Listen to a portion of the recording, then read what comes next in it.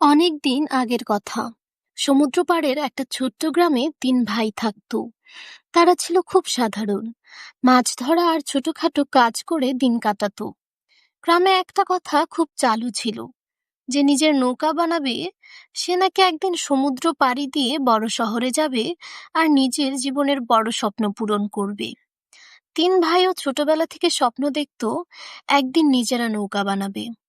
প্রথম ভাইটা খুব অলস ছিল। সে ভাবলো, এখন এত কষ্ট করে নৌকা বানাবো কেন? মজা করব, গান শুনবো, খেলাধুলা করব, যখন সময় আসবে তখন বানাবো। দিন যায়, মাস যায়, সে কোনো নৌকা বানালো না, শুধু অন্যের নৌকায় যাত্রী হলো। দ্বিতীয় ভাইটা একটু বুদ্ধিমান ছিল, কিন্তু সে খুব ভয় পেত। ভাবতো, যদি নৌকা বানাতে গিয়ে ব্যর্থ হই, যদি লোকেরা হাসে। সে কাগজে অনেক ডিজাইন আঁকলো, স্বপ্ন দেখলো, কিন্তু হাত লাগালো না। তৃতীয় ভাইটা চুপচাপ কাজ শুরু করে দিল। প্রথমে ছোট ছোট কাঠ জোগাড় করলো, তারপর প্রতিদিন অল্প করে নিজের হাতে নৌকা বানাতে লাগলো।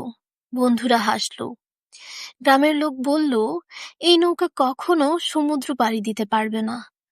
কিন্তু সে থামলো না। বৃষ্টিতে, রোদে, ঝড়ে প্রতিদিন একটু একটু করে কাজ করে শেষমেশ সে তৈরি করলো একটি শক্ত আর সুন্দর নৌকা। একদিন ঝড় এলো, সাগর ফুঁসে উঠল। প্রথম ভাই, যে কিছুই বানায়নি, সে তখন অন্যের নৌকায় জায়গা খুঁজে পেল না, ভেসে গেল জলে।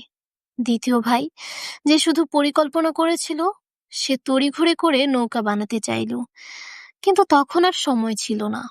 ঝড়ের জলে ডুবে গেল তার সব স্বপ্ন।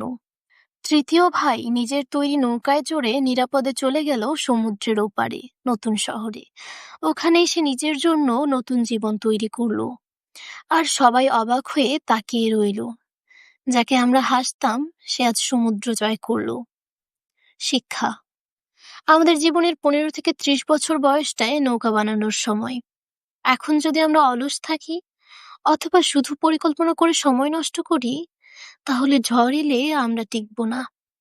কিন্তু যদি এই সময়ে আমরা দক্ষতা শিখি, পরিশ্রম করি, নিজেকে গড়ি, তাহলে ভবিষ্যতের ঝড়েও আমরা নিজের নৌকায় ভেসে যাব নতুন সাফল্যের তীরে। তুমি কোন ভাই হবে? যে সময় নষ্ট করে, যে শুধু পরিকল্পনা করে, নাকি সেই ভাই যে নৌকা বানিয়ে নিজের ভবিষ্যৎ বাঁচায়? কমেন্টে লিখে জানাও।